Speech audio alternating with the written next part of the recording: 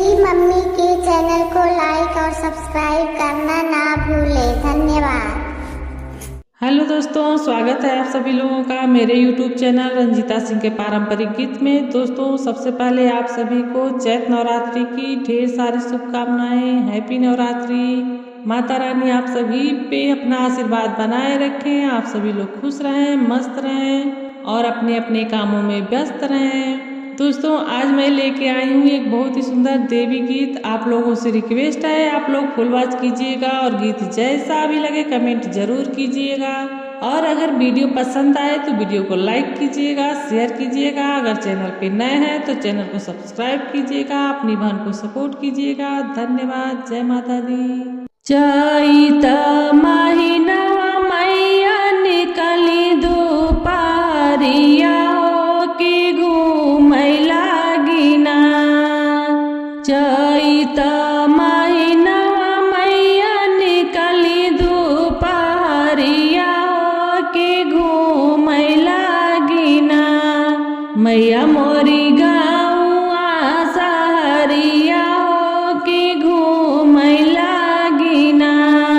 मैया मोरी गाँवा सहरिया के घूमै लागिना।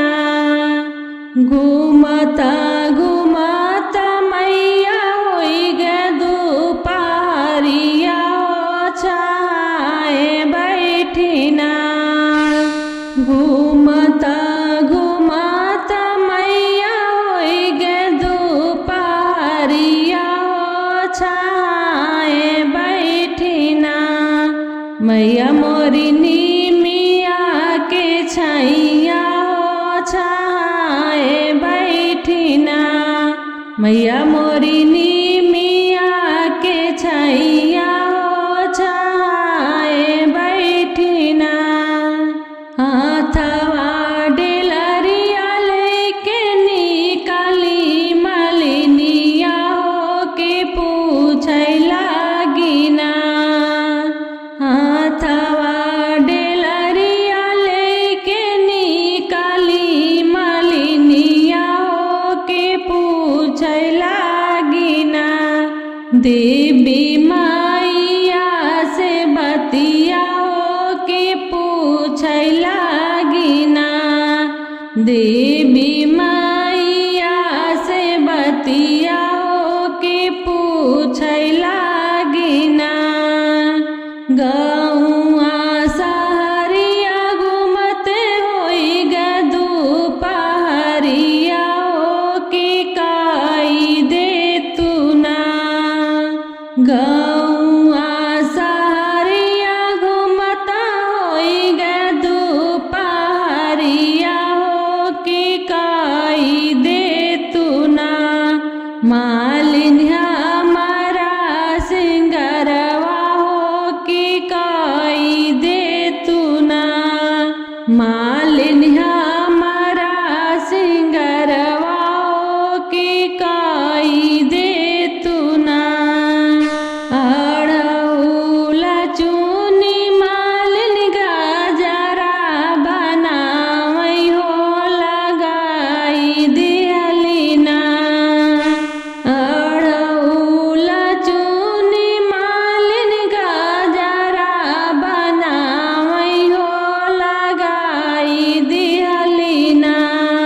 माता रानी के सेजरिया हो लगाई दिहलिना।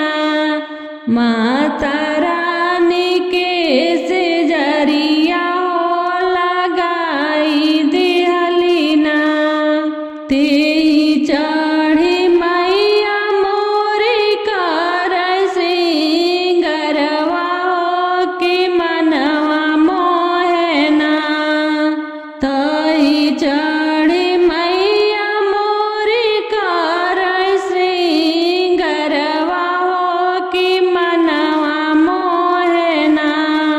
मैया के अनुपम सूरतिया हो के मनवा मोहना।